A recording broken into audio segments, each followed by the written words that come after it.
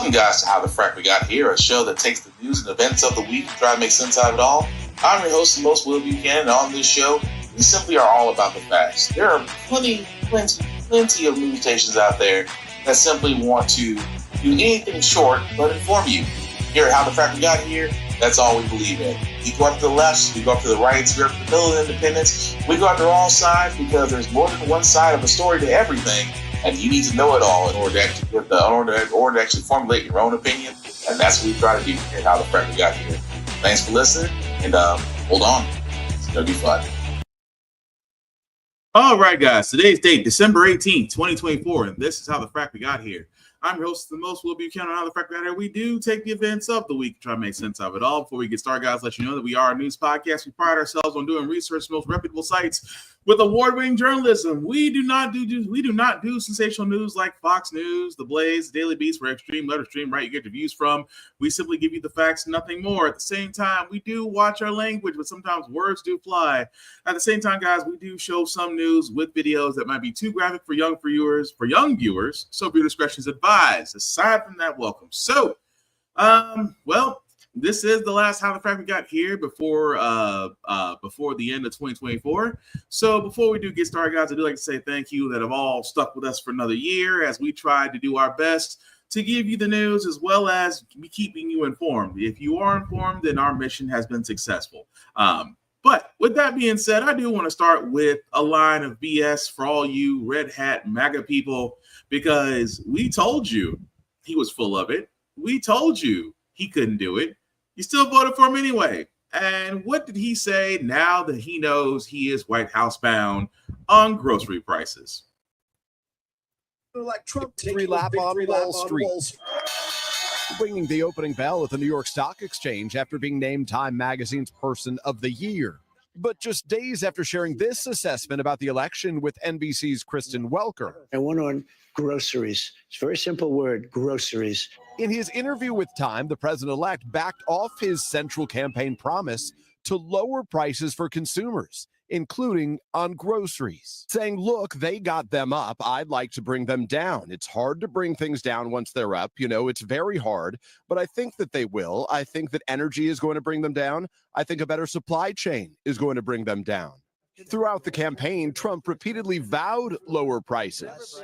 But prices will come down. You just watch. They'll come down, and they'll come down fast, not only with insurance, with everything. It'll also bring your grocery bill way down. Trump also detailing a move he plans to make in his first hours in office, pardoning defendants from the January 6th Capitol riots. Asked if that would include those who committed violent acts, Trump saying he'll look at each case, adding, it's going to start in the first hour that I get into office, and a vast majority of them should not be in jail. Meanwhile, the current administration issued a flurry of pardons and commutations for nonviolent. So we'll stop it right there just because it goes into Biden. And of course, like every other president, they have a list of pardons that they do on their way out. But I just want to stress this part out. Trump, for the longest time, this felon, this over-tanned, bloated piece of skin, has told his MAGA voters, who are idiots, because they'll believe anything he says, I will get grocery prices down. Now, are grocery prices freaking high? Yes, because corporations have gotten away with inflating prices in a post-pandemic time. They gotten away with it. There has been no penalty. There has been no blowback. We have not seen any corporate execs go to jail like any other country, like every other country would do. So, of course, everything is up by their income. Trump took advantage, just like he did the first time when he came to office. He tapped into the anger of dumb people.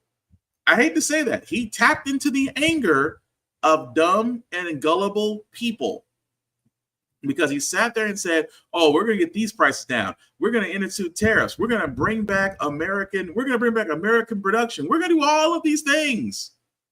And yet has not told you how he plans to, because he doesn't have a plan. He has concepts. He has the concept of a plan. Like, how is energy going to bring down grocery bills? How is a better supply chain going to bring down grocery bills? Because every part of this, those corporations control, from the locals to the sourcing, and not to mention, most of our fruit comes out of country. Most of the fruit that the U.S. enjoys comes out of it comes into the country. So those tariffs that you're worried about, they're going to hit those. So yes, this is why people are stocking up. This is why some companies are buying more in bulk. This is why some companies, albeit some people didn't get their bonuses this year. Why? Because the company has to use that money to stock up because tariffs are going to hit everybody. The point I'm making of all this is he's already lied to you once about grocery prices being increased. Why should we be surprised that he's going to go after January 6th and say those people should not be in jail? Yes, those people are terrorists. They should be labeled as terrorists. They should be treated as terrorists because they did try to literally stop a government function after being riled up by their cult leader. The point I'm getting at is, guys, is that yes, a lot of us didn't believe the Trump Kool-Aid when he said this, but unfortunately, we're now a part of the FO part that the MAGA hats decided to do the FA part, and now we all have to suffer. So again, I'll point this out. You're going to have a very difficult time trying to get a MAGA person to believe that. They'll be like, well, I mean, he said he couldn't do it. And it's almost like we're just going to take this goalpost and move it over here. Because they don't want to admit that they backed the wrong horse. Some people have, gotten that splash of cold water and was like, I've made a terrible mistake. Well, too bad you didn't realize that 2 months ago. But also with Trump, because again, Trump knowing that he's the president-elect, and like president-elects, they know they can damn near get away with murder. Why? Because the DOJ will not indict a sitting president, even though Trump is not a sitting president. That being said, Trump is trying to get all of his court cases thrown out, including the one where he was actually convicted of paying a porn star during a convention to which he slept with her while his wife was pregnant. He's trying to get that thrown out. And I wish I could make this up. Exactly saying. And then what happens next from here then? Well, here, Mershon not buying an argument from the Trump legal team that they always knew this was kind of a long shot, but they argued after the Supreme Court's immunity decision this summer, this conviction should be tossed out. Because this summer, not only did the Supreme Court say that presidents are entitled to immunity for official acts, it also ruled that official acts cannot be used as evidence to support other charges. And after that opinion, Trump's lawyers argued that in the New York hush money case, that certain pieces of evidence that came in constituted official acts. For example, conversations that Trump had with Hope Hicks. So Trump's lawyers argued that, look, if you can't bring in this evidence, the entire conviction should be tossed. But here tonight, Mershon making it clear he does not agree, saying that the entirety of this case related to unofficial conduct. Now, my sources tell me that they will appeal this. They weren't sure that this was going to go their way, but they told me they're going to continue to appeal this decision. Aaron, there's another avenue that they're pursuing to try to get this case dismissed. That is a formal motion to dismiss, arguing that as president-elect, Trump should not be facing any state-level proceedings. And that is a question that Judge Juan Mershon did not answer tonight. As president-elect, this is the part that bugs me in this country. This is the part that really bugs me. Trump knows he has lost the hush money case. He knows he has lost the Manhattan fraud case, which he basically did commit fraud for a number of years on his properties to secure bigger loans. He is more than likely going to lose the Georgia interference case because they're trying to make sure that case doesn't come to light. And more than likely, he would lose the FBI case about hoarding dozens warehouse full of documents. He would lose that case too. Now, the fact that his legal team has to jump through so many hoops to get stuff figured out screams a lot. Oh, this didn't work because the judge. I'll give the judge. Judge's like, I'm not going to throw this out because you're president-elect. No, you are convicted.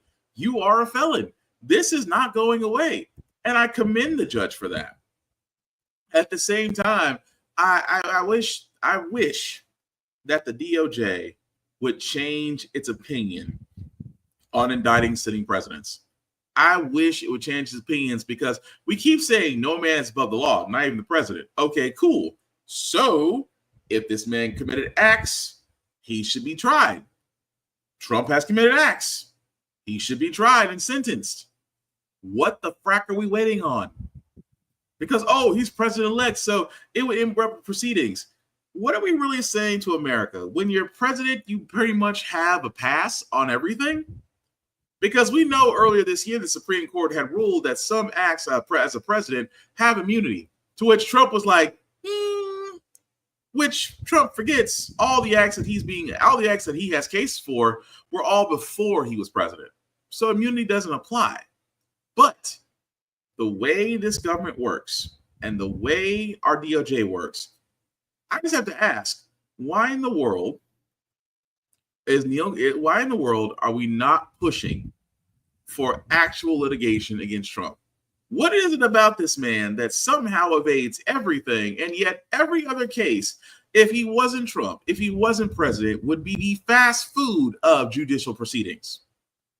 Even more so, I have to ask this question because he is trying to get every case thrown out. Special counsel Jack Smith has already decided to resign his case because he knows he couldn't get him before he could get him. He could have got him before the election, but they kept on pushing it down. Why? Because Trump's lawyers argued, well, this ruins his chance to run for office. Well, sorry, he's convicted. He has to go to court. If I was in a court case in the same fashion, I can't sit there and say, oh, but I've got to work, and this will ruin this will compromise my way to do my job.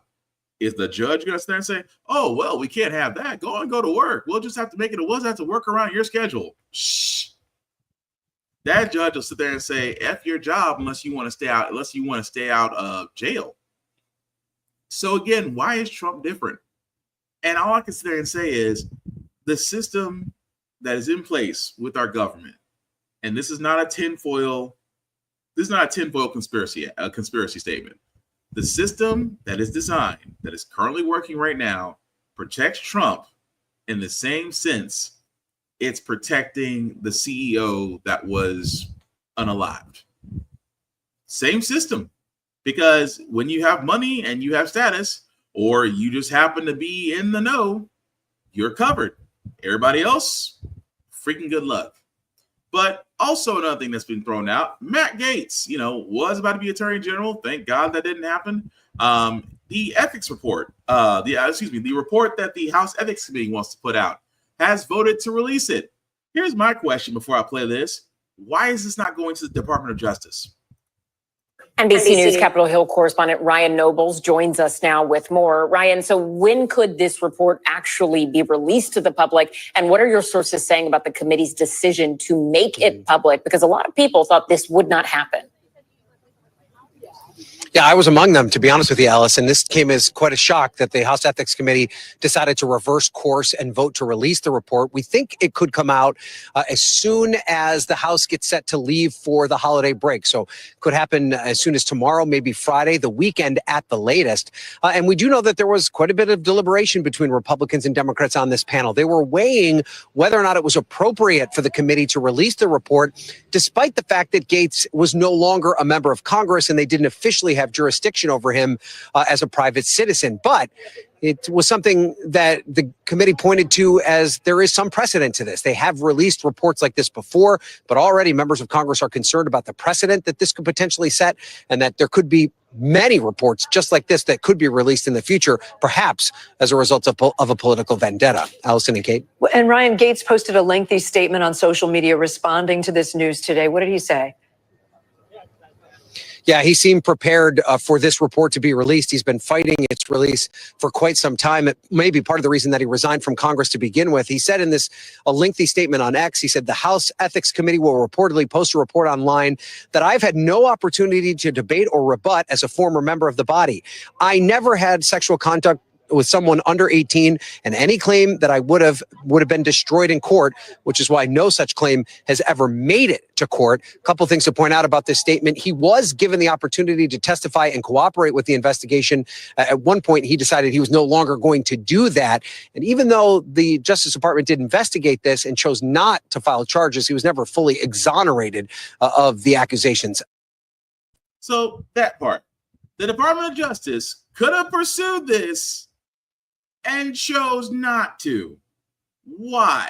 Because here's my thing. I love the fact that Republicans, again, we're in the post-MAGA Trump era, because now they feel like, oh, I can just, if it's factual, I can still argue it. And keep in mind, I just want to point out something, going back to what he said. Health ethics will reportedly post a report online that I have no opportunity to debate or rebut as a former member of the body. I have never had SA contact with someone under 18. Any claim that I would have been destroyed in court, which is why no such claim was ever made in court. Okay, so then if you yourself believe you've done nothing wrong, then why in the world did you not choose to cooperate? See, here's my thing. When people turn around and they say certain things like that, and they make it seem like, well, I wasn't asked, this is a witch hunt, you know, I never did this. But did you cooperate with the investigation? No. And at the same time, this is why I sit there and I say, when you make statements like that, but you don't cooperate with the House Ethics Committee, you go to your safe spot on Fox News and scream victimization. Yeah, there's a lot of smoke there, because the reason why Gates did it is because Trump did it.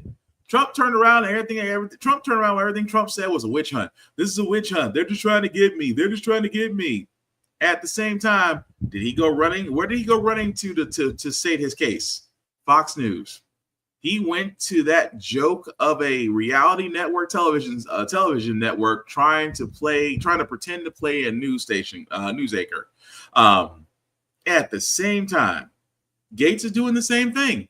Just like old boy, the Marine that choked out the homeless black man on the table on the train.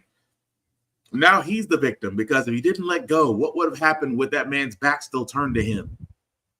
The point I'm making here, guys, is if Gates is guilty, and I say if, because right now the report is going to get released. As far as when it's going to get released, we don't know. But at the same time, the DOJ not going after this, and if this report is released and it's like smoking gun, those of the DOJ are going to have to answer one simple question. Outside of the fact you did not go for Trump, if Gates is found, if there is enough smoke to where a case can be opened, why did the DOJ pass on this person? That would be my question. And if so, we actually need to have people in the Department of Justice that are not afraid to prosecute if there's a case. But what about the blowback? Because Republicans will turn around and do the same thing. Here's what's so stupid about this. Republicans have already tried. Because, again, Republicans, when they get the House, you know what they did? They tried to launch investigations. They wanted to launch investigations how the FBI was weaponized to go after Trump. They launched investigations into every individual that voted against Trump. Even now, even now, Republicans want to launch an investigation into Liz Cheney and her position on the January 6th committee. Again, every time one of these so-called investigations done by Republicans have come up, it has been emptied. They tried it with Benghazi. It didn't get anywhere. They tried it with the tan suit. They tried it with Biden on impeachment. They tried it with multiple other areas. Even the Department of Homeland Security. They even tried. The only time they were ever successful, was the department. It was the head of Secret Service when Trump was supposedly, can't say the word here because I don't want to get banned. But you know what I mean. When he supposedly, because 200 yards. How do you? Anyway, the thing I'm getting at is that's the only time they've ever gotten somebody. The head of the Secret Service resigned, and then the interim person almost resigned because, again, Republicans didn't get their pound of flesh. What I'm getting at is we shouldn't be worried about the blowback because Republicans already have the House and the Senate and the presidency. It's 2016 all over again. What we should be worried about is why wasn't enough action taken before we got here? That's the question we need to be asking. Because, again, people like Matt Gaetz can do allegedly what he did and get away with it simply put because somebody at the DOJ decides not worth it, then that person at the DOJ needs to no longer be there because the DOJ is meant to check everybody. That is the whole entire department's mission. Whether you're Republican, whether you're Democrat, whether you're independent, whether you're senator, Republican, or senator, representative, or president, or judge, the Attorney General's job with the DOJ is to make sure everybody is held accountable. That's the thing. That's the whole entire doggone thing. And the fact that it's not happening screams volumes. What else is screaming volumes is ABC News has to actually settle a lawsuit with Trump. Why? Over a small gaffe of words. Again, if you're a lawyer for Trump, you pretty much put your kids through college with all the billable hours that they've taught this man. But you'll see what I mean momentarily. Tonight, the fallout from a bombshell settlement in President-elect Trump's defamation suit against ABC News. Endorsed Donald Trump for president. Judges and 2 separate juries have found him liable for rape and for defaming the victim of that rape. The lawsuit stemming from this March interview by anchor George Stephanopoulos, where he grilled South Carolina Congresswoman Nancy Mace, a survivor of rape, on how she could support Trump. I'm asking you a very simple question. And I answered it. You're shaming me for my political choices. I'm asking you a question about why you endorse someone who's been found liable for rape. It was not a criminal court. This was a civil court. It was a civil court. Stephanopoulos falsely saying Trump was liable for rape more than 10 times over the course of the interview. It has been shown to be rape. The judge affirmed that it was in fact rape. Donald Trump was found to have committed rape. That's just a fact. In fact, the jury in the E. Jean Carroll case found Trump liable for sexual abuse and explicitly not for rape. Mr. Trump sued, claiming that Stephanopoulos and the network knew or should have known the statement was false. His lawyers citing this interview Stephanopoulos did with Carroll months earlier. The first announcement was made, and it was that he was not found liable for rape. What were we thinking at that moment? Bobby and I were sitting together and we were holding hands. Her hand was ice cold. Complicating the dispute, the judge in the Carroll case clarified in a written opinion that New York's definition of the term rape is narrow, and that the jury's finding, quote, does not mean that she failed to prove Mr. Trump raped her, as many people commonly understand the word rape. The jury found that Mr. Trump, in fact, did exactly that. It was against my will, and it hurt, and it was a fight. Carroll alleged Trump assaulted her in a Manhattan department store in the mid-90s. Trump is appealing 2 jury verdicts, ordering him to pay Carroll nearly $90 million. In the settlement, ABC agreeing to donate $15 million to Trump's presidential library, pay $1 million to his legal team, and add a statement to their article on the interview reading, ABC News and George Stephanopoulos regret statements regarding President Donald J. Trump made during the interview.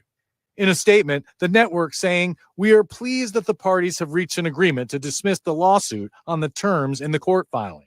The deal widely seen as a win for President-elect Trump, who has made attacking the news media part of his political brand for years. We have to straighten out the press. Our press is very corrupt, almost as corrupt as our elections. Some journalists criticizing ABC's decision to settle. Paul Farhi, former media reporter with the Washington Post, calling the agreement an awful precedent and a huge sellout. Ken Delanian joins us now. Ken, a lot going on, a lot of people talking about this one. I understand President-elect Trump is now promising even more defamation suits against news organizations. That's right, Tom. Today, he announced his intention to sue the Des Moines Register over a poll published in that newspaper just before the election showing that Kamala Harris was up 4 points. It was by a really well-known pollster, Ann Seltzer, who subsequently retired and acknowledged that that poll was wrong. It was an outlier. And this is one of many. If he sues, it would be one of many defamation suits he has going against the New York Times, the Washington Post, the Pulitzer Board, Bob Woodward. Mr. Trump portrays himself as a crusader against the news media. Tom? All right. And it's only going to get worse. Here's the thing. ABC did something very stupid. And I say stupid because the whole entire thing of it all, and I can't stress this enough, they try to say, well, it's a defamation. I was never charged with rape. Okay? Because the case that he had at the time was a civil court case that Ms. Jeanine Carroll brought up. She won said case because, again, it's a civil case. Now, was Trump charged with rape? No, he wasn't, because it was a civil case, not a federal case. That being said, it could have been argued that you lost the case because Miss Carroll and her attorneys were able to convince a jury that you were found liable in a civil case for sexually abusing her. Which again, the fumble in all this is like, well, he's not liable. They found you liable for rape. And of course, this is the part where Trump likes to attack people. Oh, well, it's defamation. That's defamation. How's it defamation? It's defamation because wording. And now what's going to happen? Because ABC could have sat there and said, well, we'll do a retraction, but F your lawsuit. We're not giving you a dime for a replaced word for saying that, you were literally liable for rape when literally you were found liable for sexually abusing in a civil case. Words happen. At the same time, a retraction would have been more than enough to sit there and say, well, he was found liable for sexually abusing Jean Carroll. That's what he was found guilty of. That's the reason why there's a $90 judgment in her favor against him. And that should have been the end of it. See, here's the problem. And I say this is the reason why podcasts like mine are going to be vital, because these networks are going to cave. I hate to say it. ABC, which I never thought, ABC News, which I thought was weird, caved in. I expected CNN to roll over, but ABC News, NBC News, CBS News, what's to keep these guys? Because this is the thing. Because now journalists have to be more careful about their words, obviously. But now it becomes a point to where Trump has pretty much given the roadmap. If I don't like what you say, I can go after you. Or if you're not correct, and it's just the irony of this is to where he wants to fact check the media and do so with litigation, yet nobody does the same thing to him. He doesn't want the same thing done to him. It's the reason why he only had one debate. He only had two debates, if you're being honest. One debate with Biden, one debate with Harris. So technically, after the debate with Harris, he was like, "No, I don't want to talk no more. I don't, because a smart, educated black woman wiped the floor with my ass. I don't want to talk. I don't want to talk on debates anymore. No, I'm good." And what is amazing about this is that even in his latest interview with MSNBC, with the Meet the Press, that was just about a week ago, he wasn't fact checked. I kept saying the entire time with these politicians, fact check them on site, hold them accountable. There is nothing wrong with that, because that's how you get the truth out of them. You can't let them spin it. You can't let them BS it. You can't let them walk down the question. Answer it truthfully and fact check it. Then we'll see what type of candidates we're dealing with. Trump hated that format because he does poorly when he doesn't have an audience. He does poorly when you have to hold his feet to the fire. He does poorly when you actually have to make him do the work instead of playing to the crowd like every other con man does. But now, again, ABC, you really kind of messed it up for every other news publication out there that now has to be very careful what they say, because Trump, because he gets paid, because he still fleeces his flock, he will have money. The RNC will back him up again because Trump is broke. At the same freaking time, words are going to be so exact to the point to where, they just to be careful. And all ABC had to do was print a retraction and say, we meant this, but F your lawsuit. That freaking simple. Really freaking simple. But we're going to switch off for a second from Trump because I got to get on the Democrats before the end of the year is over. I have to get on Biden and the Democrats. Mainly put, because, again, it could be argued that Biden should have probably dropped out a long time ago if he knew he wasn't running. Giving Madam Vice President Harris a little less than 108 days to run a campaign, to where Trump has had a full 4 years and then some to say that he's coming back. And Harris did what she could. Madam Vice President did what she could. And it can be argued that Biden should have dropped out a long time ago, but he knew he wasn't running. Granted. But here's also what the problem with Democrats. The problem with the Democrats is it's like the older generation doesn't know when to step aside. And I'm talking the moderates, the moderate Democrats. And you've heard me say this podcast before. Republican light Democrats, because they do just enough to be conservative, but barely under the bar to be considered Democrats.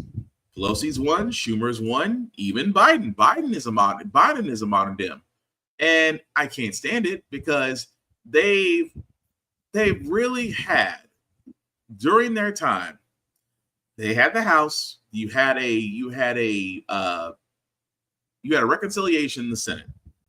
You could have had so many things pushed through that should have happened. Progressive measures that should have been pushed through that shouldn't have happened. But because of two moderate Dems, Manchin and Sinema, who basically killed every progressive measure Biden put out, it halted a lot of things. And say what you want about the Republicans, when they want to get something passed, everybody toes the line. But yet when it comes to Democrats, and we keep on saying Democrats are smart, but yet how is it that Democrats are so smart, but not one progressive measure ever gets pushed through? Even more so, just recently, for the House Oversight Committee, which is basically a very powerful position in the House, to which Alexandria Ocasio-Cortez and Jerry Connolly were running neck and neck to see who would be the top Democrat in the House of Representatives. And I'm ashamed to say that the old guard, as long as the old guard and Democrats keep winning, Democrats will never be as progressive as they need to be to contend to fight the Republicans. Where Congressman Jerry Connolly just defeated Representative Alexandria Ocasio-Cortez for a powerful position on the House Oversight Committee. NBC's Ali Vitale is there for us. So the younger generation might be ready to lead, but the older one is not giving up, at least in this instance. Tell us what happened and why it's significant. Yeah, at least not in this instance, Chris, because we have been seeing this battle between the generations within the House Democratic Caucus over the course of the last few weeks as they do their steering process, which is basically who's going to lead what committees. And in this case, who is going to be the ranking Democratic member in an age where a lot of the Democratic goals are going to be to thwart, to have different messaging from the Trump-aligned Republicans up here on Capitol Hill. In this instance, we were watching Congresswoman Alexandria Ocasio-Cortez against Congressman Jerry Connolly. Connolly ultimately won out both in the smaller steering committee and then also the larger full caucus vote. But while we're talking about this as a generational push-pull, I think the larger picture here, and when I asked Hakeem Jeffries, the top Democrat, about this, he made the point that this is also about whose experience is best aligned for this current moment that Democrats find themselves in. Yes, you have new people assuming mantles who are younger than some of the older folks that came before them. But at the same time, you also have people like Chairwoman Rosa DeLauro at the Appropriations Committee easily being reelected to their post. And so Hakeem Jeffries made the point that while the push and pull is happening, it is not the focal point of what's happening within the Democratic ranks right now. This might just be more of a natural jostling. But the reason that Jeffries is at the top of the caucus right now is because of a years-long push for Nancy Pelosi and other senior Democrats to step down. So certainly this has been a theme of the Democratic Congress over the course of the last 6 to 8 years. Now we're just watching its next outgrowth as Democrats try to position themselves to counter Republican messaging and to take back the majority in 2 years. So the problem I have with this is, again, AOC, a young bright star in the Democratic Party. Mr. Jerry Connolly is closer to being 75 years old. I cannot stress this enough, that we have seen what happens when, and not to quote Batman here, but either you die a hero or you live long enough to see yourself become the villain. And I hate to say this about Pelosi. I hate to say this about Schumer. I hate to say this about a lot of those guys in there. I call them the old guard. I'm sorry, the old guard needs to go. If you will not push progressive measures, if you will not listen to the people, because almost everything the Democrats have tried to do outside of progressive measures was not what we wanted. Was not. I mean, they got more bills for Ukraine pushed through than they did for the American people. Case in point, you could have, and I'm just spitballing here, what Biden could have done while he was president. You could have decriminalized marijuana. You could have increased the minimum wage, the federal minimum wage. You could have codified Roe versus Wade. You could have been more aggressive on student loans.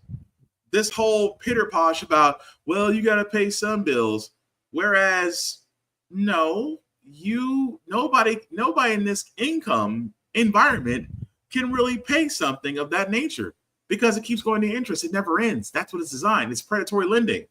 You could have done so much, and yet this is what they did. They had the recess. They went home. They still got paid. Still collected their checks. Still collected their endorsements. And at the same time, the American people are suffering. And I hate to say this, really and truly, but the old guard of the Democrats made it easy for the American population to be so pissed off that a good number of them would rather let Trump have a second go at it. The old guard of those Democrats do have to hold some accountability in this. You've pissed off American people so much that a good number of them were gullible enough to try Trump and say, hey, can't do any worse than they did. That's their logic. And now what is happening? Well, we got Trump again. And now we have an older person on the oversight committee, whereas we do need young people. We need fresh ideas. We need more aggressive leaders that are going to actually do the job. I don't see it with this older generation. And I'm sorry, with all due respect to Pelosi, she's done some great things during her career, but I think at this point, she's just securing her nest egg. So Schumer, so are a lot of aging out Democrats, because we don't have term limits for senators and representatives. And that right there is also part of the problem.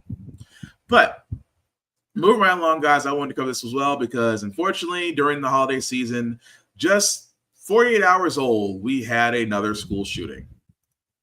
Tonight, police are learning more about the 15-year-old female student who they say killed a teacher and a classmate before turning a gun on herself at Abundant Life Christian School in Madison, Wisconsin. At this time, it appears that the motive was a combination of factors. Police identifying the shooter as Natalie Ruppnow, saying she went by the name Samantha. We're talking to students to understand whether bullying was one of those multiple factors that I mentioned earlier. Police clarifying the initial 911 call was made by a second grade teacher. 2 students are still battling life-threatening injuries. Law enforcement spending the night sifting through the home of the shooter's parents. Everyone was targeted in this incident, and everyone was put in equal danger.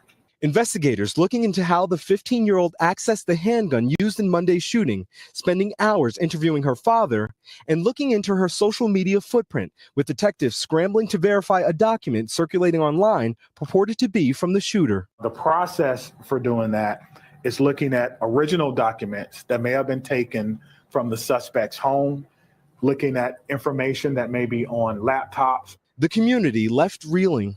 We know a lot of the people involved. James and Rebecca Smith waited 6 hours to be reunited with their 11th grade daughter, whose classroom was down the hall from the shooting. She didn't say much, but she's not a hugger, and she allowed me to hug her at the reunification. Parents now left to wonder how to make their children feel safe again. You talk about having metal detectors and being frisked coming into school. Do we want our kids to think they're at a security checkpoint at an airport coming to school every day? That's a hard one to answer.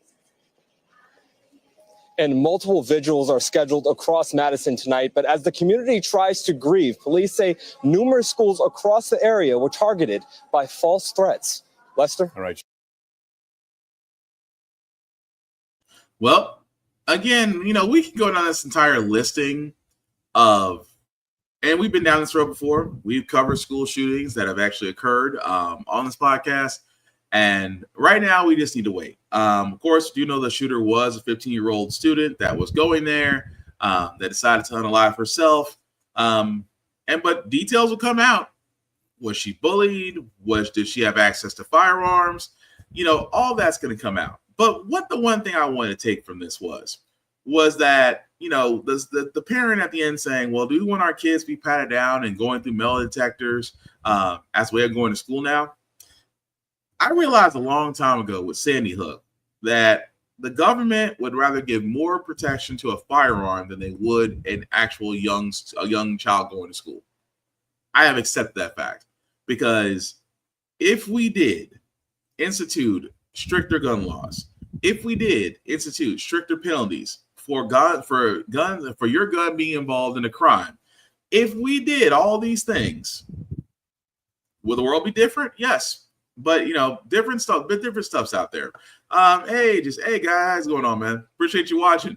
But the whole idea of it is what bothers me is that there eventually has to be something done with school shootings. It has to be. We can't keep giving thoughts and prayers. We can't keep saying, well, this should never happen. Well, if we did put in measures to make sure that this doesn't happen anymore, then we should. But at the same time, if you told me that, should we start adding metal detectors? Should we having kids pat down? I said, well, look at it this way.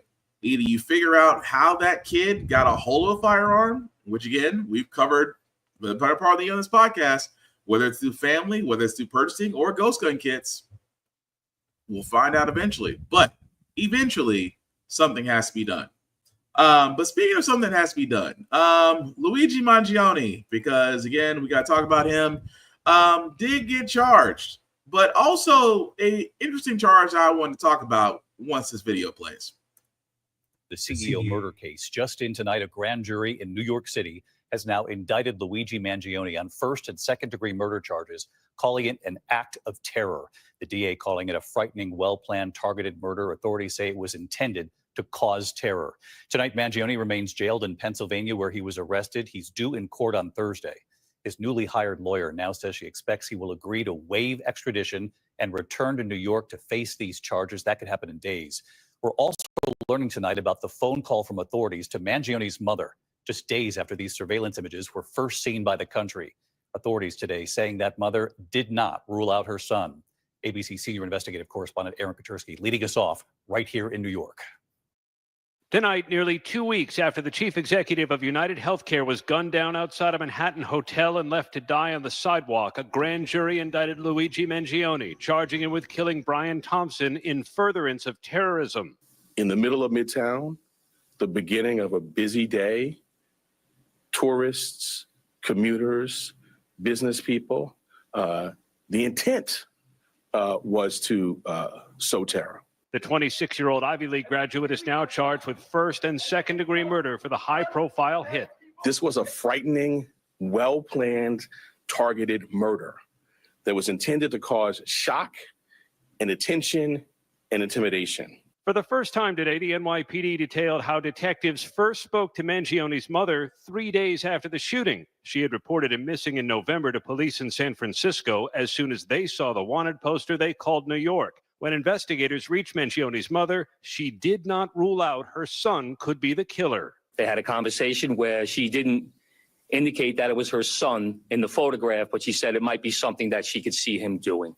Even Mangione's new lawyer conceded before she was hired the evidence was overwhelming. She also floated a possible insanity defense. You have someone who is a valedictorian of his class. He was brilliant his whole life. He comes from this great family. I mean, something changed, right? Significantly, something changed. Now, with an indictment secured, New York's police commissioner said no one should lionize the suspect. In the nearly 2 weeks since Mr. Thompson's killing, we have seen a shocking and appalling celebration of cold-blooded murder. Let me say this plainly. There is no heroism in what Mangione did. This was a senseless act of violence. It was a cold and calculated crime that stole a life and put New Yorkers at risk. Mangione's jailed in Pennsylvania tonight. David, his attorney, tells us she expects he will waive extradition Thursday. He'd be brought here to court for arraignment on this sparingly used murder charge reserved for the most depraved killings. David? Aaron Katersky. So what's crazy about this is I love how, and again, let me stress this very heavily on the show. We do not condone acts of violence in any form, fact, or situation. Luigi Mangione did go after United Healthcare CEO Brian Thompson. He did unalive him. But what amazes me so is that only the media is shocked by the outpouring of how the public is taking this. Well, we shouldn't be celebrating cold-blooded murder. Okay. I want to say this. If we're not supposed to be celebrating cold-blooded murder, why is Jordan Neely at the Army-Navy game getting a standing ovation? Because here's the thing. Luigi Mangione shot and unalive a CEO who literally was trying to ensure that his healthcare company, United Healthcare, instituted an AI program that automatically denied 35% of its claims. 35% of United Healthcare claims that they did not have to pay out, which netted them over $8 billion in profits in the last 8 years as this man was CEO. So that means for every claim that was put out there, a life was probably lost. A life was lost from surgery. A life was lost not getting the surgery they needed, the medication they needed, the help they needed, whatever it may have been. Whatever it may have been to actually get them what they need, more than likely they were denied. And sometimes in those cases, well, ends in a person losing their life. But, they celebrate the profits. Jordan Neely is the guy that just last week was exonerated, acquitted of his crime, acquitted of murder and manslaughter for choking out a homeless man out of fear that the homeless man was quote unquote threatening a subway group full of people. He choked that man out. And instead of everybody saying, well, Jordan Neely is a murderer, no, they're calling him a hero. They're giving him fanfares. He's going on Fox News talking about, I fear for my life as he had his back to me. He was just recently at the Army-Navy game with Vice President-elect Donald Trump Jr. That's the best way I can call him, because he really is Donald Trump Jr. at this point. But he was called a hero. Whereas Luigi Mangione, a man who plotted his way to taking out a CEO, now being dabbed his action being dabbed as an act of terror, he's seen as a villain. And Jordan Neely is seen as a hero. Both are the same thing. So it is amazing to me how we sit there and say, we congratulate one, condemn the other. It's the same freaking act. The same act. Is it because Jordan Neely choked out a homeless black man that makes him a hero? Or the fact that Luigi Mangione killed a person who was affluent? And we know what happens when affluent people get unalived. The cops do their job a wee bit faster because they have other bosses to answer to. So this is the point I'm getting at here. The point I'm getting at here is that whether or not how you feel about a CEO being taken out, it did wake up a lot of people. It woke up a lot of people. It's like, why are these CEOs getting to do all this stuff and get away with it? It started to get people thinking. And then what happened? Drones are everywhere. Drones are out there. Where are these 4 lights in the air above my yard? It's almost like, quick, they're thinking, throw a distraction. And that's what they did. And so what are we at now? We're right back to where we started. Oh, well, in the words of Chris Rock on Saturday Night Live, he said, I feel for him and his family, but hey, drug dealers get shot every day. I mean, he's not wrong. But at the same time, I talk about the two actions. 2 actions are the same. They both took lives. One is praised for it. One is condemned for it. For the same action. Miss me with the whole, we should be appalled by this, because you're giving one the keys to the kingdom on one side and you're condemning one to the electric chair on the other side for the very same action. That's all I'm saying. But moving right along, guys, I wanted to cover this as well because junk fees, we know, we love them, we hate them. And again, the Congress tried to do something about them. Not sure if it was enough. When you book a hotel or buy tickets to an online event or an event online, the FTC is finalizing a rule on so-called junk fees. Elizabeth Schulze is in Washington with the details first on GMA this morning. Good morning, Elizabeth. Hey, good morning, Michael. We know how frustrating it is when you're trying to book a hotel or concert tickets. You see a great rate when you first go to the website, then by the time you go to check out, there are tons of added on costs like resort fees or convenience fees. Well, now this morning, the Federal Trade Commission is finalizing a rule that'll get rid of those junk fees by requiring that live event tickets, hotels, and vacation rentals list all pricing up front. The total price also has to be displayed more prominently than any other costs. In an exclusive interview, FTC Chair Lena Khan tells GMA that this means you know exactly what you are paying from the start. Whatever price you see is the price that you are paying at the end. No more mystery surprise fees at the very end of the process, which really cheat consumers and also punish honest businesses. Now, the Chamber of Commerce has opposed this change, calling it nothing more than an attempt to micromanage businesses' pricing structures. But the FTC chair tells us that she is confident that this would withstand challenges in court. This rule officially takes effect next year. In big picture, it could save consumers 53 million hours per year of wasted time that's spent searching for the total price you're paying. That is less time searching and more time enjoying that concert or vacation, guys. 53 million. Wow. Yes, 53 million hours, not money, hours.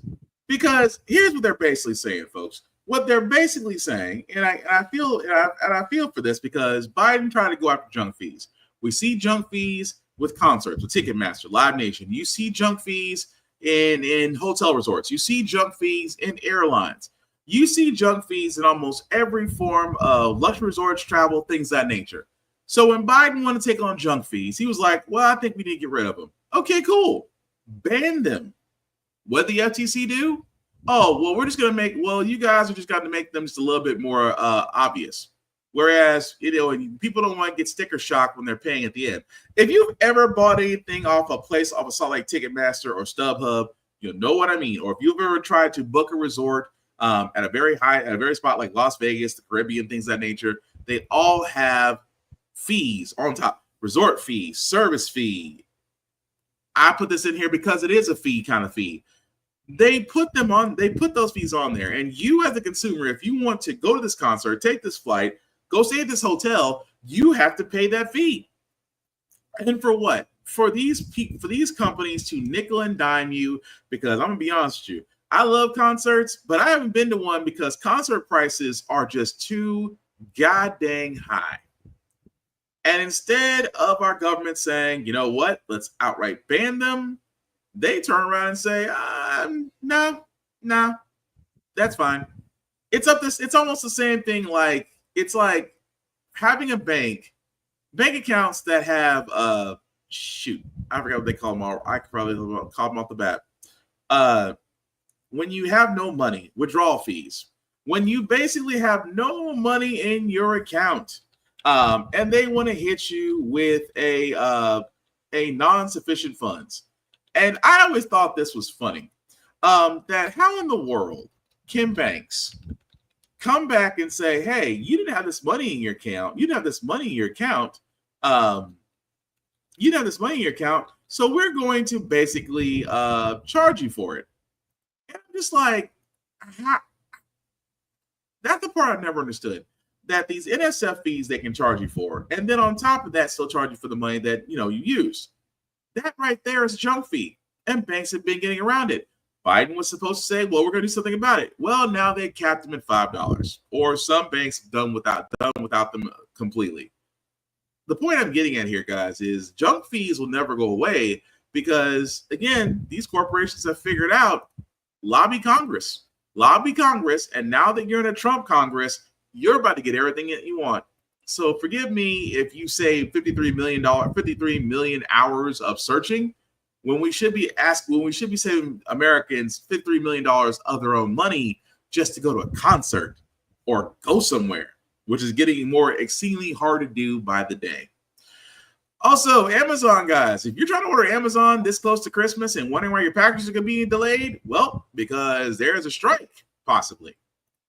Amazon facing potential strike just 9 days before Christmas and Hanukkah. Elizabeth Schulze has the latest for us. Good morning to you, Elizabeth.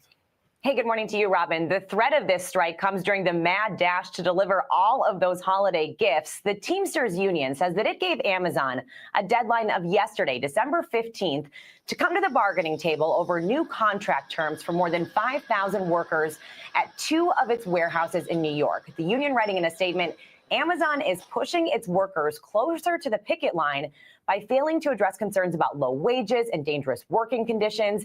Amazon tells us for more than a year now, the Teamsters have misled the public, calling this another attempt to push a false narrative. Amazon operates hundreds of warehouses across the U.S. So even if a strike at 2 of these facilities starts in the coming days, it could have a limited impact nationwide on the shipment of holiday gifts, especially if they're already out on the truck for delivery. So bottom line, Amazon packages should still arrive on time. But for all of the last minute shoppers out there, still want to keep an eye on your tracking information, guys. That is. So again, Amazon, one of the biggest retailers out there, possibly the biggest retailer in the world, is now sitting there saying, well, of course, this is the Teamsters, where we have been reporting this, guys, that these companies, when they go on strike or they unionize, Amazon has been caught multiple times union busting. They have been caught multiple times trying to mislead or fire or write up individuals who are simply trying to unionize their local stations. At the same time, what's the one thing you hear about Amazon? Terrible conditions, terrible pay, unsafe environment.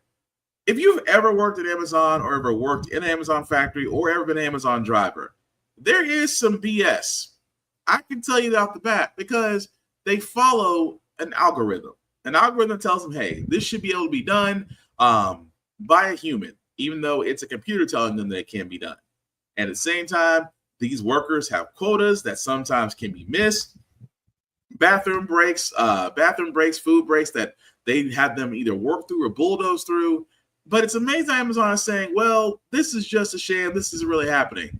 And yet anybody that's ever worked at Amazon says otherwise. So we will see if the strike happens. Now, again, it would make sense to do a strike this close to Christmas because, again, that's Amazon's pay. It's one of Amazon's big paydays. And nobody who orders Amazon doesn't want to see their package get delayed. But at the same time, we've seen what happens with strikes. I've yet to see a strike where it actually blew back on the workers.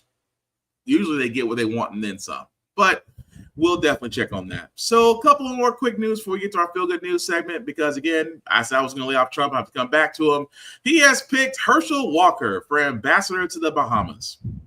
Again, this is for all those people that voted for Trump who are black, who were screaming not enough representation. Although there is one person who is the Secretary of Housing, within his cabinet. Again, it is also, for some reason, that position always went to a black guy. And now, ambassador to the Bahamas will go to the guy who literally lied his way to almost being a senator for Georgia. Of course, Herschel Walker, in my mind, is the poster child for CTE, but again, I digress. Also, Biden. This is why I said it goes. This is why I said I keep going back, guys, to too little, too late for Biden, because he's on his way out. The man obviously be retired at this point. He's going to be pushing well almost into his late 80s, almost 90s. The man has done some things, but I've always sat there and said, you know, when he first did get elected as president, he could have done a lot with his first term. He could have done quite a lot. Now, I've also said on this podcast that because of 2 Democrats in the Senate, that might have derailed a lot. Now, this was a gimme. This was an easy gimme, but every time I see this, I have to turn around and be like, not every politician will support this. What I mean by that, guys, is I mean this about Biden on his way out, because he's got a few more days, he's got a few more weeks left as president, says he supports a congressional stock trading ban. Now, for all those that don't know, politicians technically cannot trade stock. What they can do is they can put it in a third party that is controlled by someone else that they have ownership of. They have, because of their access to certain reports, to certain committees, that they could do. I mean, the temptation for insider trading is there. Now, With that being said, this should have been easy for him to push through, because let me say one thing about Congress. Congress has literally and figuratively, politicians have realized they can navigate that iffy area and make themselves wealthy off stocks.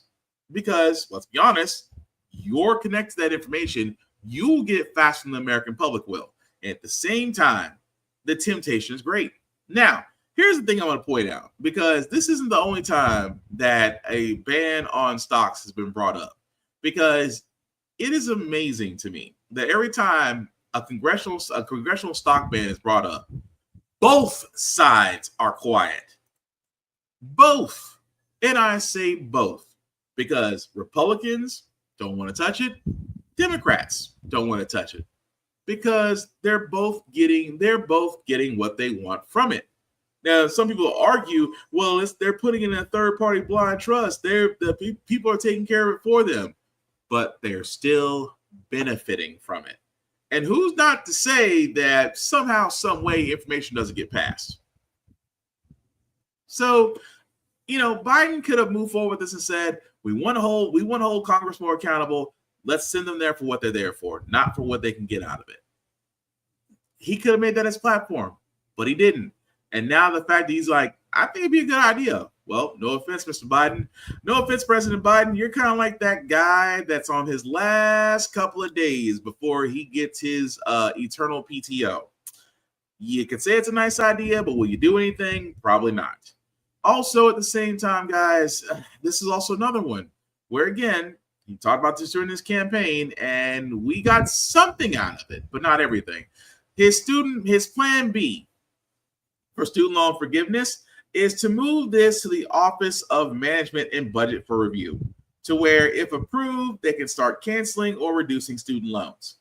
That is pretty much his last shot at canceling student loan debt. And my thing is, it's just like, again, the guy who's got a couple of days left before his eternal PTO kicks in and he's out. The problem I have with this is, President Biden, you could have eliminated student debt. Had the Democrats band together and said, cancel out student loan debt entirely. Had the Democrat caucus stood together and said, we need to cancel student loan debt. Had the Democrat caucus stand together and said, we need to decriminalize marijuana. Had the Democrat caucus stood together and said, we need Medicare for all. Had the Democrat caucus stood together and said, we need to increase the federal minimum wage. Had they stood together and really pushed forward an aggressive, progressive agenda, we more than likely may not have Trump as a president-elect for next year. That's just being honest. Had they really stressed and really went out those progressive measures, this would be way different. And I'm sorry, I thank President Biden for his service. I thank for what he tried to do, but unfortunately, it simply put was not enough. And now we're about to have a rough ass 2025. And here's the scary part that I keep bringing up. Trump sat there and said, if you vote for me, you'll never have to vote again. You're going to sit there and tell me that he's going to just stay there. You think for his 4 years of being in office, he's not going to try to rewrite the Constitution with the people around him? And now that he has a second shot of what not to do, it's a rough ass 2025, ladies and gentlemen. Get ready for it. That being said, guys, we're going to go and move on to our feel good segment, because usually how the Frack We Got Here, we do cover a lot of things, our doom and gloom. Sometimes make you faith humanity, but hey, it is Wednesday, hump day. Tomorrow is Friday, which is Thursday. We will leave you guys out some good positive vibrations, and hopefully the next story will do just that, about a school janitor being honored by the same students that he loves. There's good news tonight. So often the good news doesn't get as much attention as the bad. So every Saturday, we highlight the many people who spread joy and love. These are just some of those stories this week. At Lothian Elementary School in Maryland, a surprise celebration for beloved custodian Lewis Watkins. They renamed the school gym and cafeteria after him to honor his 51 years of service. Going to now be known as Watkins Cafe. Mr. Watkins moved to tears. I'm proud of it.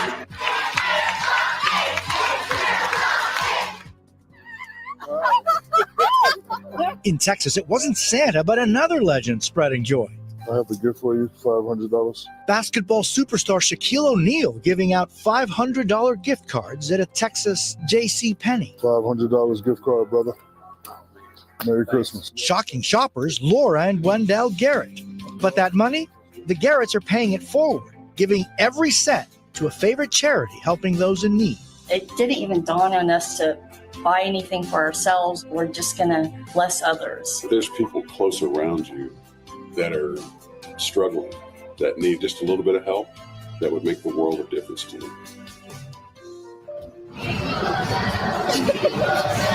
And this was an early holiday blessing one family will never forget. Loved ones surprising 10-year-old Colson Delp by decorating the family's Las Vegas area home for Christmas. It's a big tree. Colson's Little League team there to support him too as he battles cancer. For Mom Samantha and firefighter Dad Chasen, that show of support means the world. So what was it like when you arrived and there is so much love? Colson's just bawling. You could see all the people standing there caroling and neighbors and friends. The community just pulled together. Chase, a lot of things that are difficult are made less difficult when you have family and friends behind you. Yeah. Absolutely. What does that mean to each one of you? It means everything. We definitely couldn't do this alone. This is Christmas magic. This is what Christmas is meant to be. Happy New Year. And again, that ran a little long, but I don't care. All the stories were great. Just random acts of kindness, man. That's usually what it takes. But that's going to do it for this show, guys. Thank you all for liking, for watching, for letting people know this is live. I certainly appreciate that. It is our last show for 2024. We will be back after New Year to see exactly what happened and get ready for the felon to be back in office. Yeah, I know we had a feel-good moment. I just immediately brought that down. But anyway, before the dark times happen, guys, I will say this before I get to the shameless plugging. It is the holidays, whether you celebrate it or not, whether you celebrate Hanukkah, Kwanzaa, Christmas, whatever you celebrate or don't, do me a favor, check on your people, check on your folks, because some people may be having a rough time this year. You know, lost loved ones, life changes, because life had hands and life didn't miss on anybody.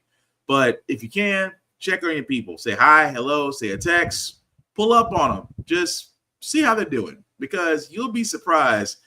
Just a kind action can really turn around a person's day. So again, guys, do that. The world could use more of it. Now, shameless plugging. Check out blurrstation.com. I keep talking about this place all the time, guys, because this is one of the tables to where it is our content, our viewership, and most importantly, our dollars should be going to. Tubi is great. Tubi is also well worth over $100 million. Tubi is owned by the same guy that owns Fox, all because of our viewership. That can change with Blur Station. Simply put, Blur Station does have a lot to offer: movies, television, animation, things of that nature. If you want to check it out, please go to blurrstation.com. Hit the join now button. Select the Blurred's Eye View Affinity membership. Anybody there, whether it's myself, Black Spartan, or anybody else in that list, we would certainly appreciate that. And as you can see, guys, with the Affinity membership, it is $10.99 a month. To stream Blur Station, $10.99 a month.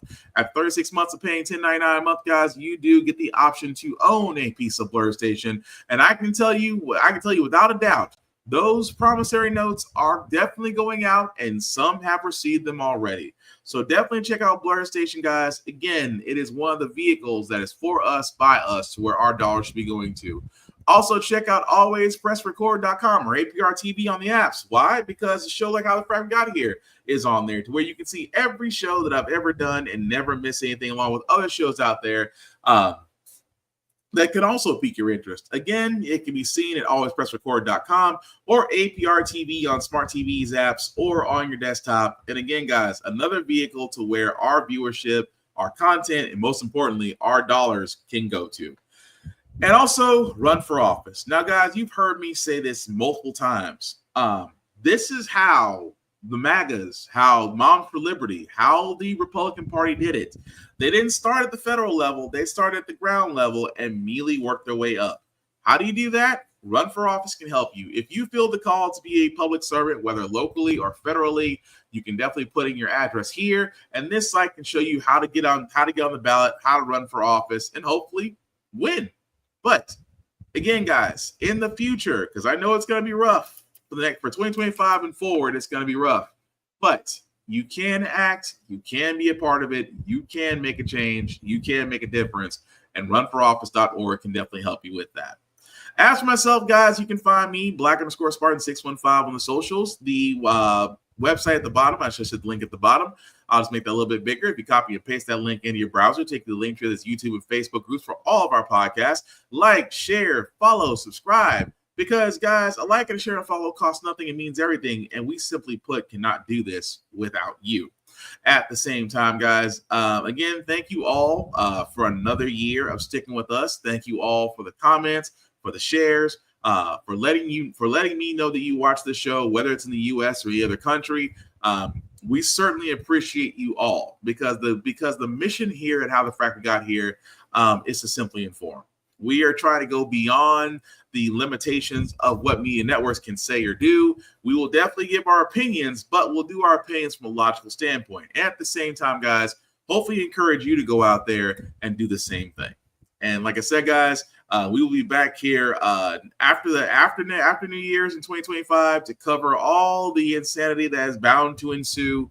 But again, guys, if you can, spend some time with your loved ones, get your mind right, relax, try to enjoy this holiday season, be kind, be nice to people, because the world can use more of that. The last thing I'll say about How the Frack We Got Here, guys, it's all about staying informed. We are not trying to reinvent the wheel. We are simply giving you all the information to allow you to make up your own mind, but we do provide a logical perspective that goes along with it. We do better as society once we're informed. We're progressive. We move forward. We try to right the wrongs of our past. We're making decisions now that we should have done back then, like electing our first Black woman to the Supreme Court, which, again, congratulations to Johnny Brown Jackson on her Broadway play. Electing our first Black woman to the third board of governors, and maybe one day, it may have not been this year, unfortunately, but maybe one day we'll be able to say we've elected our first Black woman as Madam President. When we don't learn from history, we are doomed to repeat it. That's what we keep asking ourselves. Why does everything go up at our paycheck? Why are we electing different politicians to the same old game in Congress? And most importantly, how the Frack We Got Here.